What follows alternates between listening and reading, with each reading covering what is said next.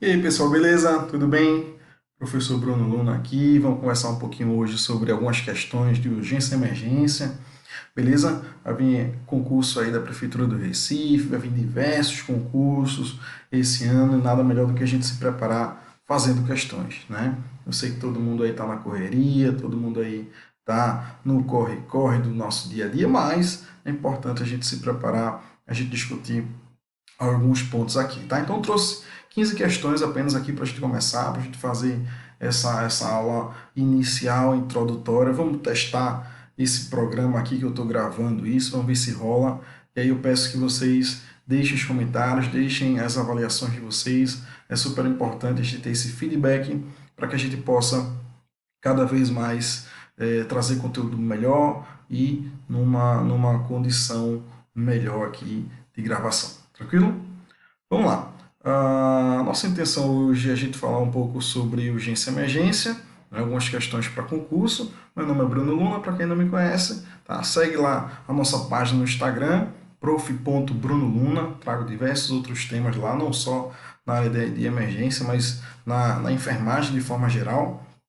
E se inscreve aí no nosso canal que outros vídeos virão aí em breve, beleza? Então, vamos falar um pouquinho, vamos iniciar já com questões, né? Vamos iniciar aqui. Beleza, vamos lá. Então, vou sair aqui, vou deixar só a minha voz, tá?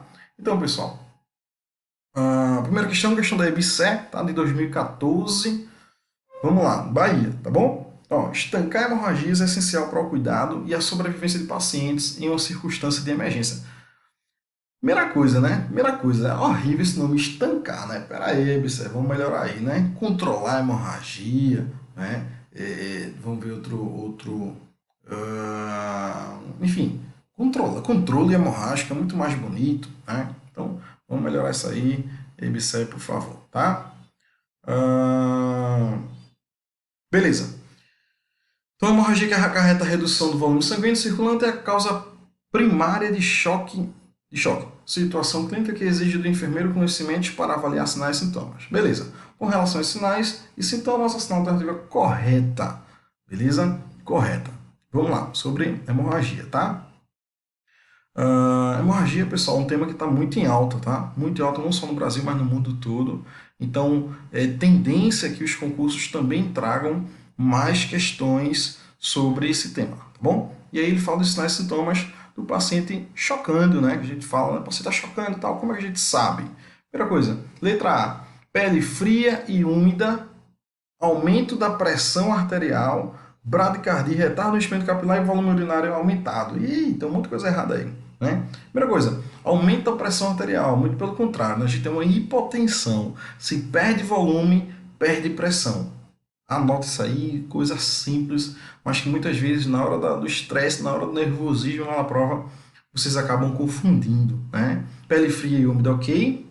Aumenta a pressão arterial? Não, então a gente já pode cortar. Ah, mas eu fiquei em dúvida se é ou não. Então você lê o resto, tá? Mas se você tem certeza que não é isso aí, já corta, já não perde tempo, tá bom?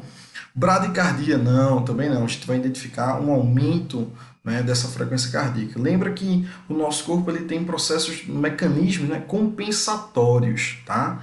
Então, para compensar essa diminuição da pressão, para compensar a diminuição do volume sistólico, o nosso corpo vai lançar mão aí de alguns mecanismos, entre eles, né, a taquicardia. Retardo do enchimento capilar, sim, né, pela diminuição do volume sanguíneo, e volume urinário aumentado, né? Então é importante pensar nisso também.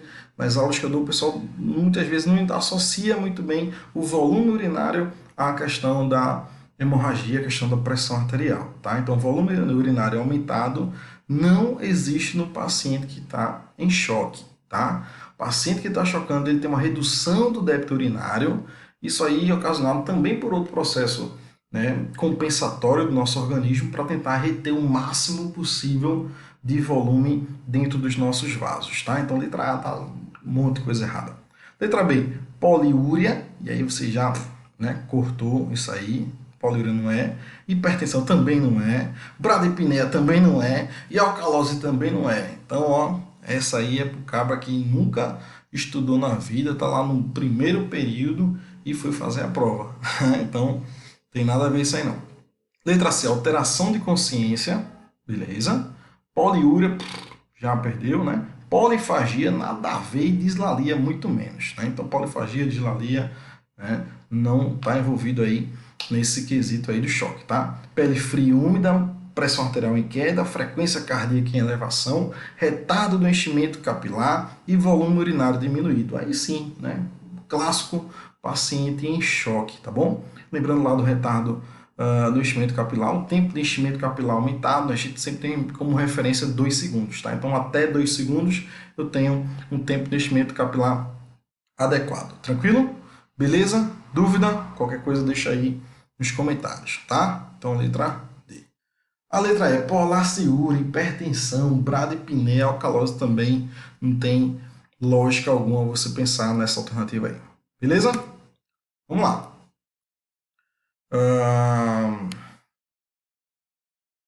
Segunda questão. EBSE também, 2014, tá? A OCP. O objetivo primordial do acolhimento e classificação de risco nos serviços de urgência e emergência é, essa aí, né, mais fácil do que derrubar bebê em ladeira.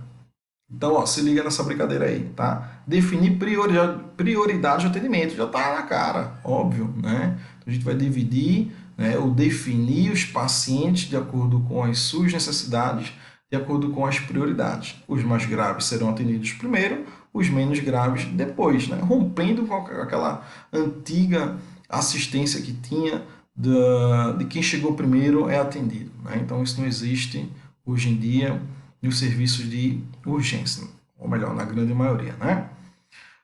Organizar fila de espera não é, realizar triagem administrativa não, tá? Uma triagem clínica, uma triagem com base no quadro clínico do paciente, né?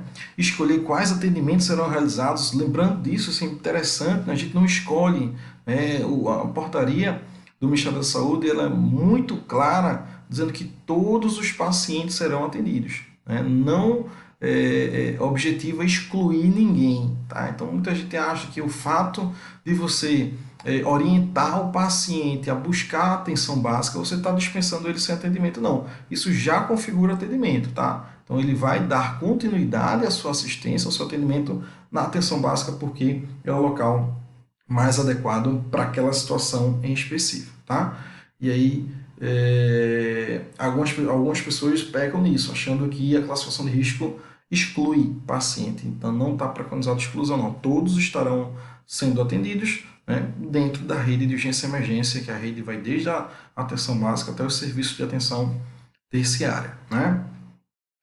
Escolher quais devem ser avaliados, realizados e aumentar o tempo de espera dos usuários, né? Isso aí pode ser até uma ideia de alguns usuários, de algumas pessoas que não entendem por que, né, muitas vezes você chega lá com uma dor de dente e demora a ser atendido, óbvio, né? Porque os pacientes mais graves serão atendidos primeiro, tá? Mas, muito claro aí, definir prioridade ao atendimento. Classificação de risco também é outro tema que sempre está caindo aí nas provas, tá? Fica de olho. Beleza, vamos lá, vamos continuar. Terceira questão, Tribunal Regional Federal de 2014. Interessante isso aqui, deixa eu puxar para cá, beleza. Então, ó, no atendimento ao cliente com hemorragia digestiva, os cuidados de enfermagem são voltados inicialmente para a estabilização hemodinâmica, realizada, dentre outros, por meio da monitorização. Monitorização de quê? Tá? Hemorragia digestiva. O que é que a gente vai monitorizar nesse paciente? Frequência respiratória, movimentação dos membros inferiores, a relação de movimentação dos membros inferiores com a hemorragia digestiva, né? Nenhuma. Então já pula a letra A. Letra B, temperatura corporal, da pressão arterial, da eliminação intestinal. Então ele começou mais ou menos, né? Literalmente cagou no final aí da alternativa, né? Letra C, do nível de consciência, coleta de sangue para hemograma completo e detecção do HIV. Nada, não, né? Então essas coisas aí não entram no atendimento de emergência, não, de jeito nenhum. Monitorização da pressão arterial, da frequência cardíaca e do controle do sangramento, né? Tranquilo? Beleza? Ok?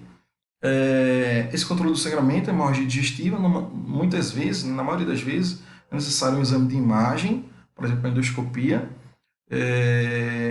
E aí identificar qual o local exato daquela hemorragia para fazer o controle local, tá bom? Tranquilo? Então, monitorizar a pressão arterial e a frequência cardíaca para a gente identificar os sinais de choque, até a gente já falou isso aqui hoje, né? E controle do sangramento, é óbvio, né? A gente não vai só deixar isso, beleza, tá sangrando, beleza, deixa ele sangrar. Não, tem que monitorizar para a gente identificar as necessidades do paciente e, óbvio, intervir para controlar essa hemorragia o mais rápido possível, né? Hemorragia digestiva mata, tá? E aí lembra de revisar aqueles pontos, né? De hemorragia digestiva alta, hemorragia digestiva baixa, que muitas vezes cai também nas provas, tá? Letra E da temperatura, do controle do sangramento nasal e das funções fisiológicas, né? Então deixa o negócio muito aberto aí, controle de sangramento nasal, tem nada a ver com hemorragia digestiva. Beleza? Dúvidas? Tranquilo? Beleza? Qualquer dúvida, fala aí, tá? Fala aí que eu estou chutando daqui. Beleza. Quarta questão, tá? Companhia Energética de Brasília, 2014, tá bom? Vamos lá. No atendimento à vítima politraumatizada, pode acontecer um traumatismo crânioencefálico e a vítima apresentar rinorreia. Boa, rinorreia. Que significa, cara, se você não souber nada, fui fazer a prova com a cara e a coragem, professor, e eu não sei de porra nenhuma. E aí, qual é a ideia? Rinorreia, o cara já associa com o quê? Com rinite, por exemplo, né? Então, deve ser uma coisa do nariz. Então, o cara já chega nessa conclusão, né, pela lógica. Vamos lá. Perda de líquor ou sangue pelo nariz. Perda de líquor ou sangue pelo nariz, né? LCR ou sangue pelo nariz. Tem cara, né? Não estudei nada. Pode ser isso aí. Sangramento auricular, não, tá? Sangramento auricular é denominado otorreia, tá bom? Otorreia, certo? Lembra de otite, por exemplo, tá? Então, otorreia é esse derramamento de sangue decorrente aí do TCE, tá bom? Perda rápida de consciência, não, isso aí não tem nada a ver com rinorreia. E diâmetro desigual das pupilas, né? Que tecnicamente a gente chama de quê? Anisocoria. Isso, escutei você falando aí. Anisocoria, tá? Anisocoria quando a gente tem uma pupila maior que a outra, tá? Um diâmetro desigual. Sim, são sinais de TCE, tá bom? São sinais de TCE, perder LCR pelo nariz ou LCR com sangue. Inclusive, eu postei no Instagram essa semana um vídeo sobre o halo de LCR, um sangramento, né, no ouvido, uma otorreia, e aí com presença de LCR. E aí como é que a gente faz para diferenciar, tá? Então tá lá no meu Instagram, prof.brunoluna e verifica esse vídeo, tá? Sobre o halo de LCR, interessante, vai que cai alguma questão sobre isso por aí também, tá? Então, são sinais de TCE, mas não tem relação apenas com todos com rinorreia, mas sim, né, perda de líquido e sangue pelo nariz é rinorreia, tá bom? Lembra lá, né, dos sinais, então rinorreia, tá? Otorreia ou rinorragia e otorragia, ok? Anisocoria, rebaixamento do nível de consciência, e aí a gente vai utilizar o Glasgow para classificar, né, esse TCE em leve, moderado ou grave, tranquilo? Entre outros. Por exemplo, se você estiver falando de trauma de TCE, mas estiver falando de trauma de base de crânio, a gente sempre lembra do quê? Daquele sinalzinho, sinal de Guaxinim, tá? Aquele hematoma periorbitário, sinal de Battle, né? Aquele hematoma aqui na região mastoide, beleza? E otorreia, rinorreia. Tranquilo? Ok? Beleza? Massa. Então, esse quarto aí, letra A, perda de líquor ou LCR pelo nariz. Massa. Quinta questão, tá? TRT, ó. TRT 2013, FCC, se liga aí. A escala pré-hospitalar de Cincinnati, ó, presta atenção, simples, super simples, moleza, é utilizada para reconhecer precocemente um tipo específico de agravo neurológico. Então, ele já não disse qual foi o agravo, qual é a doença. Okay? Um dos parâmetros avaliados para essa escala e o tipo de agravo neurológico, respectivamente, são, tá? Lembrando lá da escala de Cincinnati, vou mostrar aqui para vocês a escala de Cincinnati para vocês lembrarem, né? A escala pré-hospitalar de Cincinnati, eu tenho aqui esse mnemônico, né, SAMU. O mnemônico é uma forma muito legal da gente discutir alguns pontos, aprender alguns conteúdos. Então tem lá SAMU, tá? SAMU, S de sorria, o sorriso, pede para o paciente sorrir. Se ele sorrir ambos os lados da boca subirem e tal, se movimentarem, tranquilo. Agora, se um lado movimenta mais do que o outro, eu já preciso ter atenção nisso aí, tá? A de abraço, ou abrace, pede para a pessoa abraçar, tá? Nesse abraço, aí você vai avaliar o que? A movimentação, a força, se ele consegue avaliar ou mexer os dois braços, né? M de música, tá? Ou mensagem, também pode ser dessa forma também. M de música ou mensagem, pede para a pessoa repetir uma frase qualquer. O rato roeu a roupa do rei de Roma. Eu estou hoje aqui em Recife estudando emergência com o professor Bruno. Pede para ele repetir essa frase, tá? Se ele não conseguir falar, se ele falar com dificuldade, se ele falar embolado, é mais um sinal positivo de um provável acidente vascular encefálico, tá? E o de urgente, né? Então a escala de Cincinnati, ela se resume nesses 3 pontos, né? E termina com o que é de urgentemente ligar para o SAMU para transportar esse paciente, certo? Então voltando aqui para a nossa questão, então ele quer um parâmetro avaliado por essa escala e ele quer qual tipo de agravo neurológico envolvido aí na escala de Cincinnati. Então, ó, abertura ocular, encefalopatia hipertensiva, não.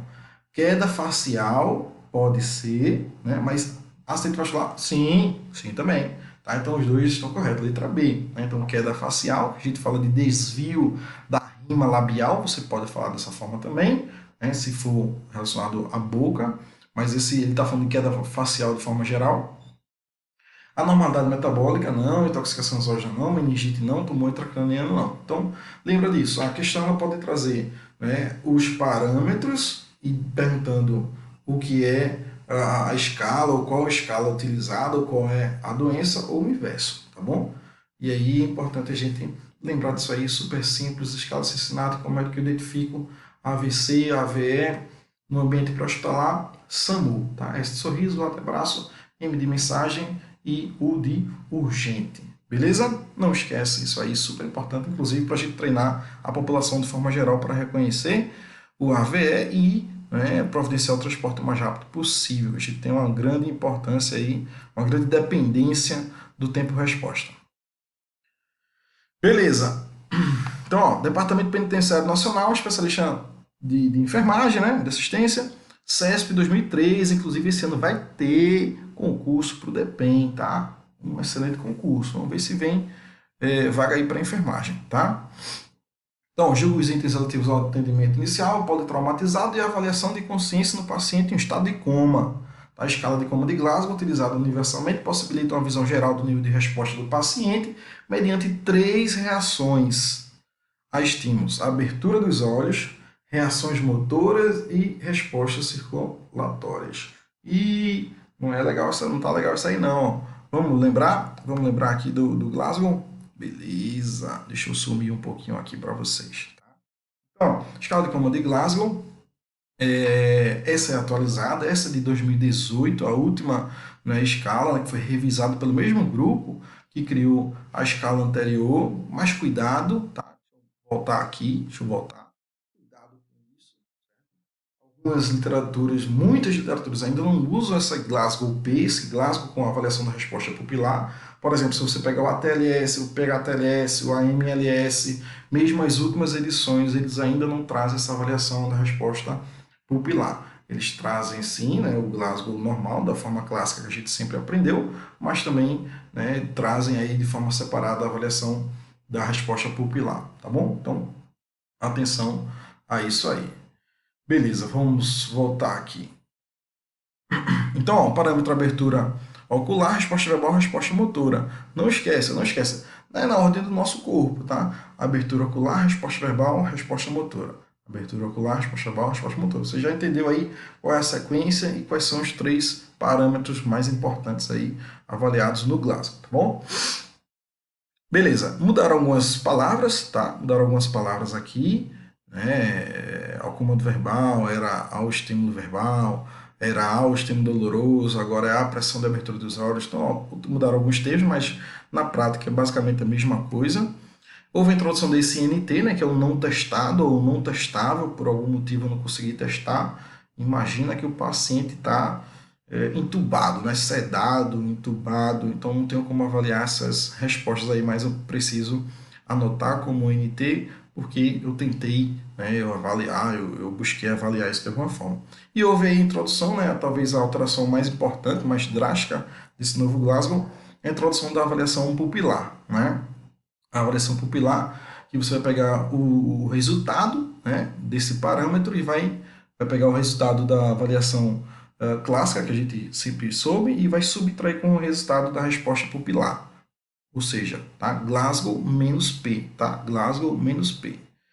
Então, ó, nenhuma pupila reagiu ao estímulo da luz, tá? Você colocou incisão, você colocou uma fonte de luz em um olho, tá? E aí esse olho não reagiu, a tendência é que ele feche a pupila, né? Diminua o diâmetro da pupila, que a gente conhece pelo termo de miose, tá? E quando aumenta essa pupila é o termo de midríase, tranquilo? Então a tendência é quando a gente está num ambiente claro que ocorra o quê? Miose. No ambiente escuro, midríase, entre outros fatores, né? A gente está aí discutindo sistema nervoso autônomo, né? Influência do sistema parasimpático e simpático. Beleza, então nenhuma pupila reagiu à luz, 2 pontos, tá? Apenas uma pupila reagiu, 1 ponto, e as duas pupilas reagem, tudo tranquilo, tudo certo, 0 pontos. Tranquilo? Então a escala hoje ela vai de 1 a 15, porque eu posso ter 3 aqui em cima, menos 2 da avaliação pupilar. 3 menos 1, posso chegar até a 1, tá? Um paciente que não tem nenhum tipo de resposta. Então 1 a 15. Se você não estiver utilizando a avaliação pupilar dentro do Glasgow, se estiver utilizando o Glasgow da forma anterior, clássica, você vai e continua, né, 3 a 15 o resultado. Tranquilo? Dúvidas? Massa. Vamos voltar aqui. Então, ó, ele diz que a escala Campbell de Glasgow, utilizada universalmente, possibilita uma visão geral do nível de resposta do paciente mediante 3 reações e estímulos. Abertura dos olhos, beleza? Reações motoras, ou resposta motora, beleza? E respostas circulatórias. Não, tá? Isso aí não está envolvido no Glasgow. Beleza? Facinho, né? Errado. Tá? Muita gente tem medo do CESP e tal, aquele medo, eita, CESP, uma certa número errado, aquela história toda. Mas calma, tá? Nem tudo, tá? Nem tudo é complexo, não. Tem que ter cuidado, tem que ter atenção. Beleza, sétima questão, Departamento Penitenciário também, 2013, CESP. De acordo com a escala de Glasgow, ó, então jogos itens relativos ao atendimento inicial, politraumatizado, neurolado A, B, C, D, E a avaliação de consciência no paciente em estado de coma. De acordo com a escala de Glasgow, já discutimos no slide anterior, todos os pacientes cujo somatório de pontos seja igual ou menor a 8 são considerados em coma. Isso, exatamente, tá? Todo mundo já sabe bem disso. 8 menor que 8 é coma, tá? A gente tem aí a classificação do TCE quanto à sua gravidade, de acordo com o Glasgow, né? Então, Glasgow 3 a 8 ou 1 a 8, se você estiver utilizando a forma mais atual. Eu tenho um TCE classificado como grave, tá? De 9 a 12 moderado e de 13 a 15 leve. Tranquilo? Paciente que tem Glasgow 8 ou menor que 8, ele é agora elegível para via aérea avançada. Tranquilo? Para via aérea avançada. Então, intubação, uso de cânula supraglótica, máscara laríngea, se houver dificuldade para proceder com a via aérea avançada definitiva. Então, atenção a isso aí, tá? Paciente com Glasgow 8 ou menor que 8 é classificado como grave, é classificado como um paciente em coma e é elegível para via aérea avançada, tá? Esses aí são pontos que podem ser cobrados nas questões. Beleza? Então, aqui está correto. Beleza. Tem muita letra aqui, eu vou sumir um pouquinho. Tribunal Regional do Trabalho, SESP também em 2013, tá? Por mais eficiente que seja um suporte avançado, se as ações de suporte básico de vida não forem feitas de forma adequada, será baixa a chance de sobrevivência de um paciente em situação de emergência, no que concerne suporte básico de vida nas ações de urgência e emergência e o suporte pediátrico, assinala a opção correta. Então, ó, legal, ele mesclou, né, RCP aí, suporte avançado adulto e pediátrico. Vamos lá. Letra A. Assim como ocorre Ou, assim como a corrente do adulto, a corrente de sobrevivência pediátrica apresenta 5 elos. Beleza, tranquilo. Que ocorrem na mesma sequência em ambos os tipos de pacientes. Ops, não. Tá? Então já saiba que não. A cadeia de sobrevivência do adulto é diferente da criança, certo? Essa questão de 2013. Em 2015 saiu uma atualização da American Heart, né? Que é o que a gente mais segue aqui no Brasil, American Heart Association, Associação Americana do Coração.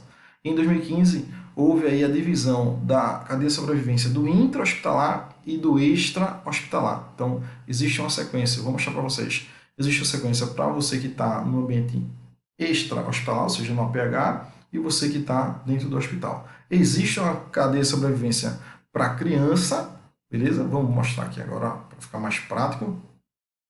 No adulto, no intra-hospitalar e no extra-hospitalar. No intra eu tenho vigilância e prevenção, então a gente trabalha muito com essa questão de prevenção. Ah, Bruno, mas parada cardíaca se previne? Claro, se previne. Tá? É importante a gente monitorar o paciente, enfim, fazer toda a assistência para que ele não tenha uma parada cardíaca, porque a gente sabe, uma vez que a parada foi instalada, é difícil de a gente reverter. Né?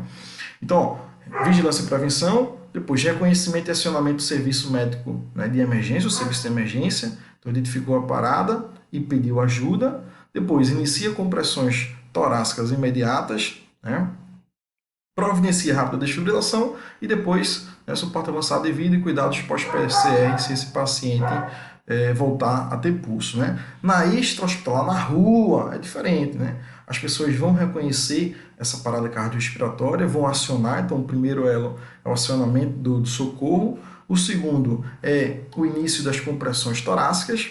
Tá? O terceiro é rápida desfibrilação. Então, a gente cita aí o DEA, o desfibrilador externo automático, como sua importância no ambiente extra-hospitalar para que as pessoas tenham treinamento, tenham acesso para utilizar. Se não, a equipe que chegar, a equipe do SAMU, a equipe do Corpo de Bombeiros, que chegar no local já providencia isso com o uso do DEA ou do desfibrilador manual, no caso do SAMU, na de suporte avançado. Né? Depois, transporta, né, esse paciente, faz o serviço avançado, né, o suporte avançado, transporta esse paciente para um suporte avançado dentro do hospital. Né? Tranquilo? Então, qual a diferença do intra para o extra? Aqui o intra a gente trabalha aí com a questão da vigilância e prevenção e no extra, no ambiente pré-hospitalar, a gente trabalha com a questão também do transporte dessa vítima. Né? A gente tem a cadeia de sobrevivência da criança também. Então, a primeira coisa é prevenção, tá? Então, prevenção da parada cardíaca na criança. Um dos grandes motivos aí da parada cardíaca na criança é por asfixia. Então, atenção a isso aí, as estatísticas mostram isso. Então, início da compressão, pede ajuda, né? Aciona o serviço de emergência, depois aí faz suporte avançado e os cuidados pós-parada, né? Cuidados integrados que a gente fala. Também são 5 elos, mas numa ordem diferente, né? Numa abordagem um pouco diferente. Por que cadeia de sobrevivência? Porque é uma corrente de sobrevivência também chamada. Porque são elos que, teoricamente, eles não podem se quebrar, eles não podem se soltar. Então, o treinamento, ele foca muito na obediência a essa sequência, tá bom? E eu tenho também, ó, a cadeia de sobrevivência do afogado. Né? No Brasil, a gente tem um dos grandes pesquisadores aí do mundo, do David Spilsman, do Rio de Janeiro. Né?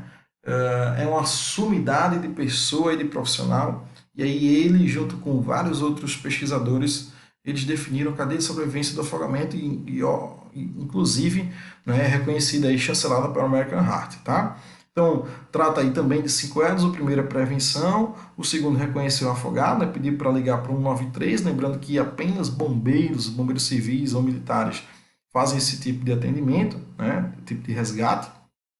Forneça flutuação, evite submersão, remova da água se for seguro para você e, se houver necessidade, né, de suporte avançado. Lembrando aí que existem 6 graus de afogamento, o último grau, grau 6, é o paciente, né, a vítima de afogamento sem pulso e sem respiração. Tranquilo? Então, só para vocês entenderem, vai que, né, cai aí no concurso, por exemplo, para Corpo de Bombeiros, é comum, né, o pessoal pedir aí alguma questão sobre afogamento, tá? Então, só mostrando para vocês aqui essas cadeias de sobrevivência. Então, vamos voltar para a questão aqui. Assim como a corrente do adulto, A corrente de sobrevivência pediátrica apresenta 5 elos que ocorrem na mesma sequência em ambos os tipos de paciente. Não. Letra B. Em uma parada cardíaca pediátrica, a ativação do serviço médico de emergência deve ser a primeira conduta a ser tomada, seguida de reanimação cardiopulmonar por cerca de 10 minutos. E aí, é ou não é? Ó, a primeira, qual é? A primeira é acionar? Não, tá lá no terceiro elo, tá bom? O meio mais... E não tem tempo, tá bom? Não tem tempo aí de compressão para no ambiente pré-hospitalar para o leigo. O leigo vai fazer compressão aí até o suporte básico do SAMU, ou do bombeiro, ou suporte avançado do SAMU chegar. O meio mais indicado para verificação de pulso em situações de emergência é a palpação da carótida, ainda que se trate de lactentes menores de 1 ano. Não, tá? Lactentes menores de 1 ano a gente utiliza a artéria braquial. Tranquilo? Carotídeo, pulso carotídeo apenas em adultos, certo? E mesmo assim, hoje em dia é bem discutível isso, mas é outra história. Letra D. Recomenda-se atualmente para as compressões torácicas em crianças lactentes atendidas por 2 socorristas que a relação compressão-ventilação seja de 15:2. 15 compressões, 2 ventilações. Isso, lembra lá, criança lactente com 2 socorristas, 15:2. Tá? Com um socorrista apenas, 30:2. Não esquece isso, não confunde, tá bom? A corrente de sobrevivência do adulto é composta por 5 elos interdependentes, sendo o primeiro deles relacionado ao suporte avançado de vida. Não, tá? É um dos últimos. E eles não são interdependentes, eles são dependentes um do outro. Eles têm uma lógica. Essa sequência é uma sequência lógica, tá bom? Ok, pessoal? Então, letra D. Massa, vamos lá. Passando aqui também. Mais uma de PCR, tá? PCR, galera. PCR, vamos passar aqui. PCR sempre cai. Sempre cai. Não é porque o professor Bruno gosta de PCR, né, adora PCR, que ele vive falando isso por isso, não. Tá? Eu gosto, sim, muito, mas é justamente porque sempre cai nos concursos. Tá? Então se liga nessa brincadeira aí. Beleza. Hemocentro aí e tal, e BFC 2013. Um paciente adulto, deixa eu tirar minha cara feia daqui. Um paciente adulto está aguardando para a triagem de doação de sangue em uma coleta externa, realizada na cidade vizinha, porém começou a referir dor precordial e rapidamente evoluiu para uma parada cardiorrespiratória. Em relação à assistência ao paciente parada cardiorrespiratória, essa é uma alternativa correta. Vamos lá. Né? Então ele começa na triagem de doação, mas tudo é receber a mesma coisa. Né? Letra A. A reanimação cardiopulmonar deve ser iniciada com cardioversão. Já começou errando. Utilizando a carga de 230 joules. Não, também não. Tá? Então, lembrando, pessoal, vamos lá, aqui, ó, olha para mim. Parada cardiorrespiratória, a gente desfibrila, tá bom? É uma desfibrilação, ok? Eu vou usar um desfibrilador, eu tenho 2 tipos de desfibriladores, monofásicos, mais antigos, você utiliza uma carga de 360 joules, e os bifásicos, os mais atuais, você utiliza até 200 joules. Na prática, a gente usa aí 200 joules do primeiro ao último choque que for necessário, tá bom? Não existe mais aquela brincadeira de diminuir a carga do choque ou de aumentar a carga do choque. Uma vez iniciada a desfibrilação, você utiliza a mesma carga do início ao final, tá bom? Tranquilo? Beleza? Massa.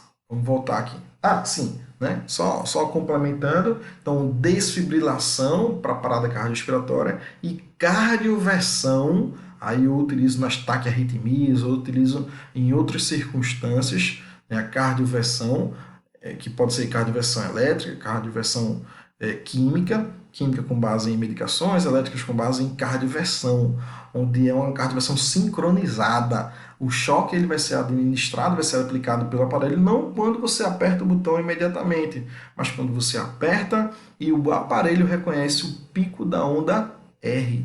Tranquilo? Beleza? Então é a cardioversão sincronizada. Parada cardiorrespiratória, esquece cardioversão, é desfibrilação. Tá bom? Letra B. A reanimação cardiopulmonar deve ser iniciada com ventilações. Já errou, né? Lembra lá do CAB. C de compressões, A de abertura de vias aéreas e B de ventilações. Tá bom? Deve ser iniciada com ventilações, já cagou, mas enfim, numa relação de compressão, ventilação 15:2 com 1 ou 2 socorristas. Errou foi tudo, tá? A cardioversão, desculpa, A reanimação cardiopulmonar deve ser iniciada com compressões torácicas, boa, numa relação de compressão e ventilação de 30/2 com 1 ou 2 socorristas. Perfeito, ele está falando de adulto. Adulto é 30/2 em qualquer situação no suporte básico. Né? Paciente que não tem via aérea avançada. Aí muda essa relação de compressão e ventilação. A reanimação cardiopulmonar não deve ser iniciada com um soco precordial para estimular o miocárdio, tá? Ó, pessoal, tem muita gente que começa a falar de soco precordial, que sonha em fazer, ou diz que fez, na realidade ninguém fez essa porcaria, tá? É difícil fazer isso, é difícil você saber qual a força você vai aplicar, qual o local exato. O que é que diz a literatura, para a gente não tá falando besteira por aí. A Sociedade Brasileira de Cardiologia publicou lá a diretriz de ressuscitação ano passado, 2019, sobre soco precordial. Tá aí, ó. Existem relatos de que o soco precordial pode reverter a taquicardia ventricular com baixa taxa de sucesso, ou seja, dificilmente isso vai resolver alguma coisa, permanecendo inconclusivo em algumas publicações, tá bom? Esta técnica não tem valor em PCR não presenciada. Então, ó, na PCR presenciada, parada cardíaca assistida, você pode até utilizar, se você souber que é um ritmo chocável, taquicardia ventricular sem pulso ou fibrilação ventricular sem pulso. Se você não sabe se é um ritmo chocável ou não, né, não tem muita utilidade não, tá? Então você pode, ó, ela não tem valor em PCR não presenciada, somente deve ser empregada em PCR presenciada em ritmo de taquicardia ventricular ou fibrilação, enquanto se aguarda a chegada do desfibrilador. Olha, classe de recomendação 2B, nível de evidência C, isso aí são poucos estudos, são estudos fracos, metodologicamente falando, né? Então a gente mal usa isso aí, tá bom? Essa relação aqui, ó, mostrando para vocês, compressão, né, e ventilação em adultos 30/2 sempre, 1 ou 2 socorristas, 3, 4, 5 ou 1000 socorristas, né? Em crianças 30/2 se eu estiver sozinho, 15/2 se tiver mais alguém. Bebês também, mesma coisa, tá? Muda um pouquinho no neonato 3/1, mas neonatologia é uma parada muito específica e aí a gente discute em outros momentos, tá? Quanto à carga aqui, ó, carga, como eu já falei, pode ser bifásica, monofásica. Monofásica a gente usa 360 joules, né? É a carga máxima do aparelho, e bifásica a gente usa até 200 joules, tá bom? Se você desconhece qual é a carga máxima do aparelho e tal, seleciona lá o máximo que der e administra no paciente, tá? Fonte aqui, isso aqui é um print screen da diretriz lá da American Heart de 2015. Tranquilo? Beleza? A gente fechou aqui, né? Então, deve ser iniciada compressões e tal. Letra C. Lembra lá? CAB, tá? CAB. Não é mais ABC não, como antigamente era. CAB. Compressões primeiro, abre vias aéreas, depois ventila. Certo? Beleza. 10ª questão. Então, estamos encerrando aqui, tá? Então, FCC também em 2013. TRT. Suspeita-se de trauma crânioencefálico, TCE, em uma vítima de atropelamento. Neste caso, não dado pronto-socorro, uma das medidas prioritárias, o atendimento imediato é TCE por atropelamento. O cara chegou no pronto-socorro. O que é que você vai fazer? Considerar a presença de anisocoria como sinal de normalidade neurológica. Não, a gente já discutiu aqui. Anisocoria é um sinal clássico de TCE. Então, não é de normalidade neurológica, não. Letra B. Considerar TCE grave quando a pontuação na escala de Como de Glasgow situar-se entre 13 e 15. Também não. A gente já falou disso aqui. 13 e 15. TCE é o quê? TCE é o quê? Leve. Letra C. Colocar a vítima deitada em posição de depágio, de page. Não, isso não existe, tá? Essa é aquela posição do V invertido, né? E é utilizada para exames ou cirurgia proctológica, né, galera? Então não tem nada a ver com parada cardíaca, tá bom? Desculpa, com TCE. Não impedir a saída de sangue e líquor do nariz ou ouvido, tá? Sim, ok? Tranquilo? Então não precisa impedir, não. A gente mantém, deixa esse sangue sair, esse líquor sair, vai aliviando a pressão intracraniana, tá bom? Letra E, afrouxar as vestes da vítima, colocá-la em decúbito lateral esquerdo. Isso aí não tem nada a ver com TCE, isso aí está mais para convulsão. Tranquilo? Aí, ó. Simples, galera. Não tem mistério, não. Beleza.